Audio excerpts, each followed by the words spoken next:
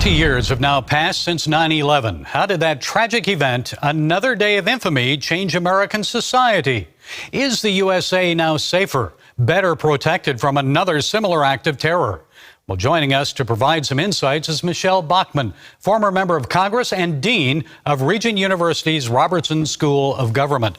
Dean Bachmann, it's good to see you again. So please tell us, is the United States more or less safe than it was 20 years ago? I hate to respond, it is far less safe. In fact, it's extremely dangerous. I would say we're red alert status here in the United States. If you couple together an open southern border where literally millions of people are crossing our southern border, they're all unvetted, every single one of them. They're coming into the United States, and now you couple that together with the absolute collapse in Afghanistan of what we had, our effort for 20 years, and then you see the mass migration of refugees out of Afghanistan and surrounding areas to all places in the world. We have got a hot, very tragic set of circumstances on our case, and we don't see a State Department, we don't see a Department of Defense, we don't see even our law enforcement agencies at the federal level in a situation where they are doing something about this. And so the American people are kind of on their own here as far as national security goes. We have never been in a place like this before, ever, because the United States unilaterally relieved ourselves of almost $90 billion worth of weapons to terrorist organizations, many of which have already made their way to Iran.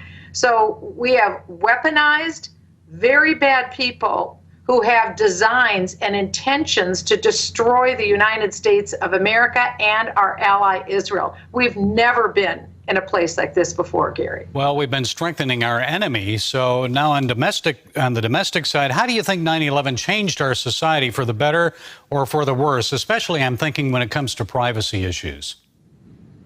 It was a shattering. 9/11 was a shattering of the United States internally. Everyone knows that the United States was attacked at the epicenter of our economic forces and also at our military forces. And what was the response from the United States Congress? To pass bill after bill after bill. We were told that it was for protecting the American people, but really what it's done, it's invaded the privacy of American businesses, of American individuals, all to set up giant databases that are controlled by the federal government. And so what we've seen since 9/11, 2001, is big tech marrying up with big government, and that's come at the expense of privacy for the average American citizen. And perhaps cyber warfare poses a greater threat to the United States. Earlier this year, we saw cyber attacks against oil and gas and meat supplies, most recently at Howard University, of all places. So how prepared are we to tackle that growing threat?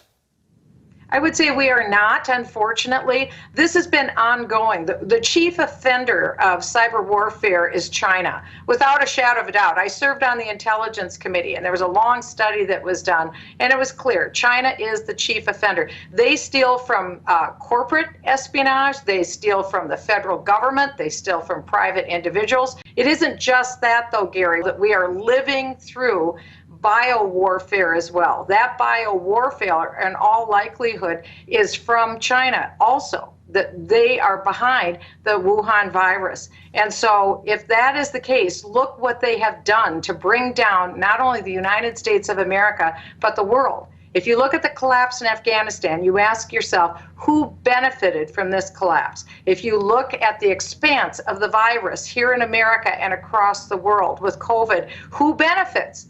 The conclusion, again, points to China. So China is not a good actor.